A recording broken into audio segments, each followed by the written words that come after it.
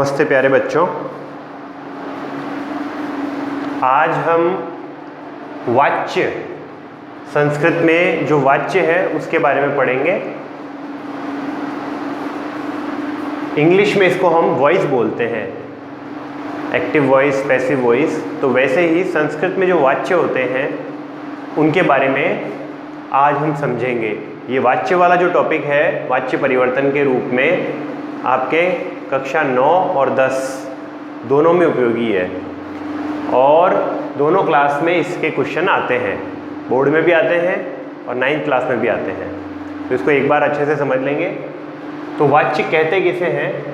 तो वाच्य का मतलब है कि वाक्य में कर्ता, कर्म, क्रिया में से किसकी प्रधानता है, यानी किसी भी वाक्य को बनाते वक्त कर्ता, कर्म या क्रिया कौन ज़्यादा इम्पोर्टेंस रख रहा है, कौन ज़्यादा महत्वपूर्ण है, जिसकी प्रधानता होगी तो उस बात का जो ज्ञान करवाते हैं उस दशा को हम वाच्य कहते हैं। इंग्लिश में भी हमने वाच्य पढ़े हैं, active voice and passive voice. इसी तरह से हिंदी में भी सेम वाच्य होते हैं। वाच्य 3 प्रकार के होते हैं हिंदी में और संस्कृत में, कर्तृवाच्य, कर्मवाच्य और भाववाच्य। तो कर्तृवाच्य जो है यानी कि एक्टिव वॉइस और कर्मवाच्य मतलब कि पैसिव वॉइस। भाववाच्य जो है वो आपके अकॉर्डिंग टू कर्मवाच्य ही होता है, पर इसमें क्रिया की प्रधानता होती है। भाववाच्य का मतलब क्रिया की प्रधानता है। तो इसको आप समझें। सबसे पहले हम देख रहे हैं कर्तृवाच्य यानी कि एक्टिव वॉइस, ठीक है ना। तो इसमें कर्ता की प्रधानता होती है। एकदम मैंने इसमें शॉर्ट में लिख दिया है तो इसको मैं आपको एक्सप्लेन कर रहा हूँ। कर्ता की प्रधानता होती है यानी कि जो वाक्य का सब्जेक्ट होता है, हमारे वाक्य का जो कर्ता या सब्जेक्ट है उसके अकॉर्डिंग पूरा वाक्य बनता है।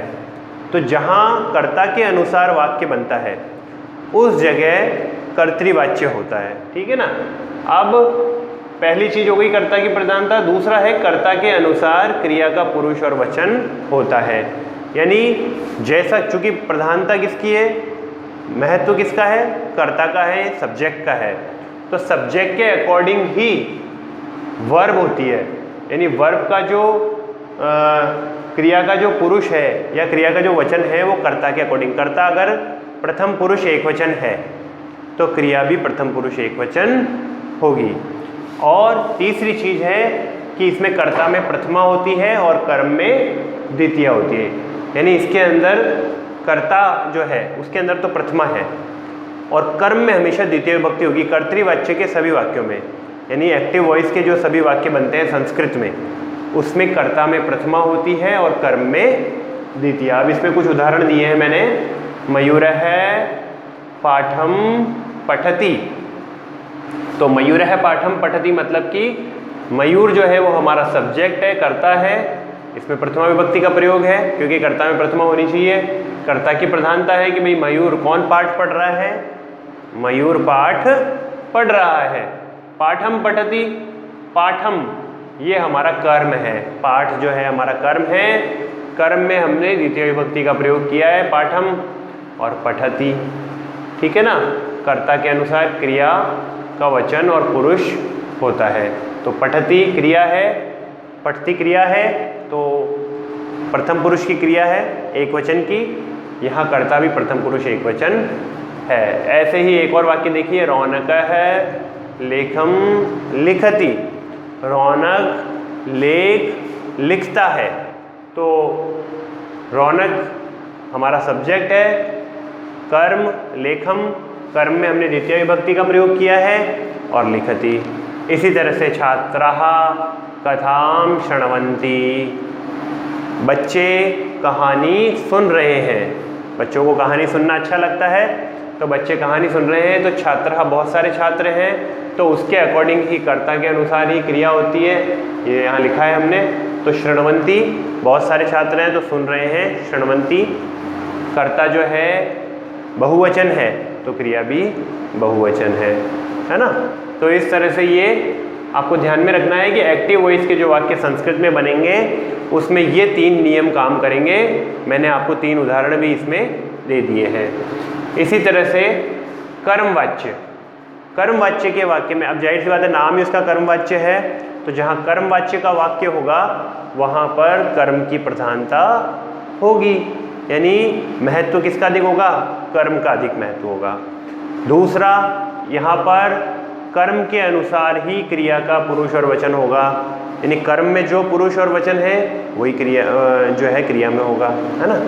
और तीसरी खास बात क्या होती है इसमें? कर्ता में इसमें तृतीय विभक्ति का प्रयोग होता है, क्योंकि कर्म की प्रधानता है तो जिसकी प्रधानता होती है उसमें प्रथमा विभक्ति का प्रयोग हो जाता है।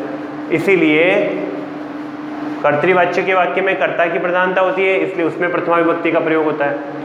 और कर्मवाच्य के वाक्य में कर्म की प्रधानता होती है, इसलिए उसमें कर्म में जो है प्रथमा विभक्ति का प्रयोग होता है। तो इस तरह से कर्ता में तृतीया और कर्म में प्रथमा। अब इसके कुछ उदाहरण देखो, ऊपर वाले उदाहरणों को ही देखो आप। यहाँ देखो, कर्तृवाच्य के वाक्य में मयूरः पाठम पठति था। अब यहाँ पर कर्मवाच्य के वाक्य में कर्ता में तृतीय विभक्ति, तो मयूरः का मयूरेण पाठ है। अब कर्म में प्रथमा विभक्ति का प्रयोग कर दिया गया, पाठ है। और पठ्यते जो क्रिया है वो कर्मवाच्य की क्रिया, कर्मवाच्य के अनुसार यहाँ पर पठ्यते इस प्रकार से क्रिया बनी है।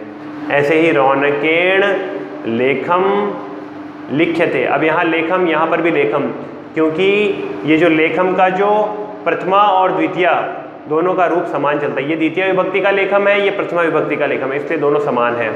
तो रौनकेण तृतीय विभक्ति का प्रयोग हो गया। रौनक के द्वारा रौनक के द्वारा लेख लिखा जाता है ना।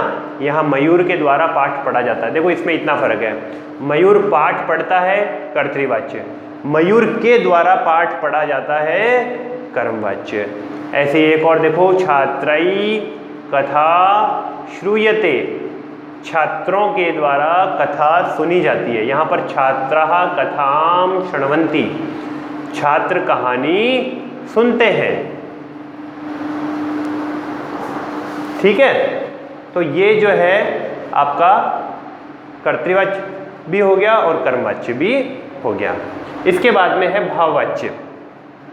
तो भाववाच्य के अंतर्गत क्या है कि भाव तत्व की प्रधानता होती है। भाव तत्व का मतलब है क्रिया, तो क्रिया की प्रधानता होती है।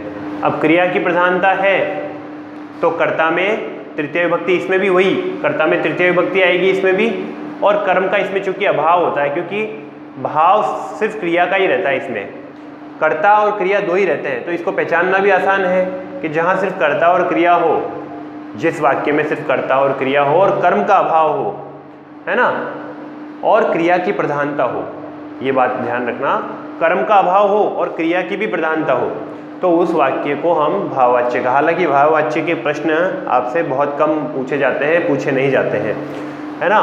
तो फिर भी इसको समझ लो, उदाहरण दिया है मैंने, मया हस्यते, मेरे द्वारा हंसा जाता है। हंसना क्रिया जो है वो कर्म रहित क्रिया है, अकर्मक क्रिया है ना, इसमें कर्म नहीं हो सकता। ऐसे ही बालकेन रुद्यते, बालक रोता है। तो इस तरह से आपको ये मैंने तीनों समझा दिए। इसमें मुख्य कौन से हैं? एक तो कर्तृवाच्य और एक कर्मवाच्य। कर्तृवाच्य आपको परीक्षा में कैसे पूछा जाता है प्रश्न? तो परीक्षा में आपको कर्तृवाच्य के वाक्य दे दिए जाते हैं, आपको उनको कर्मवाच्य में बदलना होता है, या फिर आपको कर्मवाच्य के वाक्य दे दिए जाते हैं, आपको उनको कर्तृवाच्य में बदलना होता है। आप इसका स्क्रीनशॉट अच्छे से ले सकते हैं, इसको लेकर के अपनी कॉपी में आप लिख सकते हैं, ठीक है ना। और आप लोगों को ये एक बार अच्छे से पढ़कर समझ लेना चाहिए। फिर मैं अब जब आपको होमवर्क भेजूंगा तो उसमें आपको मैं कुछ वाक्य भेजूंगा जिनको आपको कर्तृवाच्य के वाक्यों को कर्मवाच्य में बदलना होगा और कर्मवाच्य के वाक्यों को कर्तृवाच्य में बदलना होगा। कैसे बदलेंगे? इन नियमों को, ये ऊपर मैंने जो छोटे से शॉर्ट में नियम लिख दिए हैं, आपको उन नियमों का थोड़ा सा ध्यान रखना होगा। और ये कुछ उदाहरण भी मैंने वैसे ही बनाकर दिए हैं जो आप आराम से कर सको। मैं इन दोनों के ही वाक्य भेजूंगा आपको, कर्तृवाच्य के और कर्मवाच्य के, क्योंकि परीक्षा में भाववाच्य पूछा नहीं जाता है और भाववाच्य कर्मवाच्य का ही एक रूप है, एक उसके समान ही चलता है भाववाच्य, तो इसमें इतनी दिक्कत आपको आएगी नहीं। ठीक है, तो आज की क्लास में इतना ही, है ना, और होमवर्क मैं आपको भेज दूंगा। इसको आप वीडियो को अच्छे से एक दो बार अच्छे से देख लें, समझ लें इसको, और ये स्क्रीनशॉट आपने ले लिया होगा, है ना, इसको कहीं पर भी पॉज करके इसका स्क्रीनशॉट ले लीजिए, तो उससे आपको समझने में और इसको होमवर्क को करने में आसानी रहेगी। तो थैंक यू बेटा।